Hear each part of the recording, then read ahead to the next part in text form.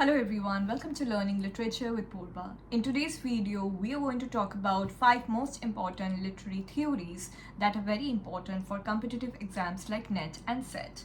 So in today's video, we are going to focus on 5 most important literary theories and the important key thinkers and theorists associated with each theory. So if you haven't yet subscribed to our channel, then do subscribe to it and hit the bell icon so that you never miss an update. Let's begin with structuralism. Structuralism says that literature is not random, it follows structure and systems like language. For example, in order to understand the sonnet On His Blindness by John Milton, we need to first understand the structure of sonnets. That sonnet is a 14-line poem. The structure of sonnet will always be very different from the structure of, let's say, an epic poem such as Paradise Lost by John Milton. So structuralism says that we need to know the rules behind every type of text. The key thinkers associated with structuralism are, obviously, first of all, we have Ferdinand de Saussure, the king of linguistics, the father of linguistics. He gave us concepts such as signifier and signified, langue and parole, synchronic and diachronic linguistics, and paradigmatic and syntagmatic access. Then we have Claude Lévi-Strauss, who was a structural anthropologist, and he applied structuralism to the study of myths. Then we have Roland Barthes. Now Roland Barthes is both a structuralist as well as a post-structuralist. His book Mythologies is associated with structuralism. Next comes the rebel, post-structuralism. Post-structuralism core idea is that meaning is not fixed. Meaning is unstable and is constantly changing. As many people, as many meanings there can be. As many readers, as many interpretations of a text there can be.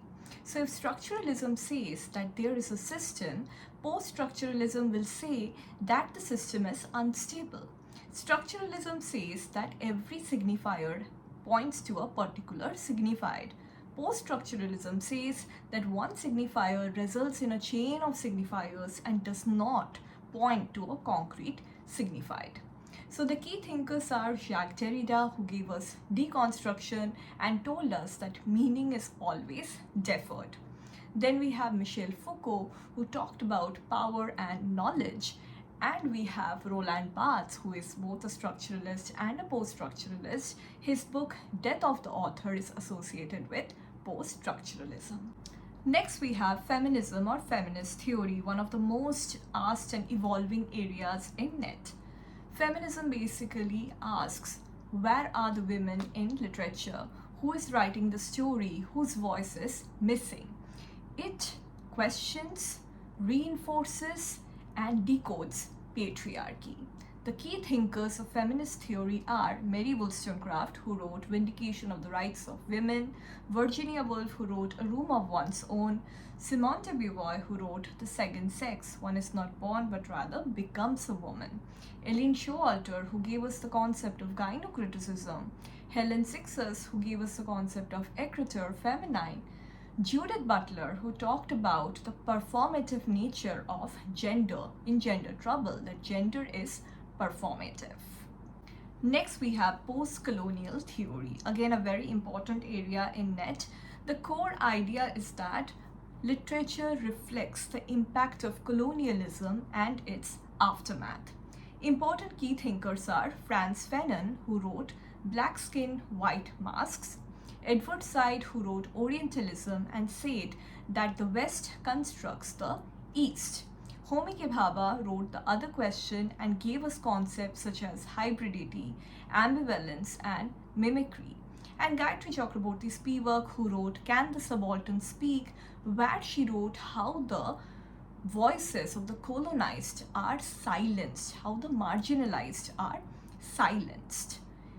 Key concepts here are othering, diaspora, identity crisis, and cultural domination. Next, we have Marxist theory. The core idea is that literature is shaped by class struggle and economic power. Marxist theory asks questions such as who has power, who has economic power, who is being oppressed here, how does literature reflect that class struggle? Key thinkers are Karl Marx, who gave us the concept of base and superstructure, Louis Althusser, who gave us the concept of ideological state apparatus, and the great concept of interpolation, where we start believing that the ideas of society are actually our own ideas. And we have Antonio Gramsci, who gave us the concept of hegemony. Basically, hegemony is how the values, the belief systems of the person dominating, of the people who are in power, we start believing that those ideologies are our own ideologies. So that is hegemony. So Antonio Gramsci gave us the concept of hegemony. So Louis Althusser, Antonio Gramsci and Karl Marx are very important thinkers when it comes to Marxist theory. While studying literary theory, don't try to memorize everything randomly.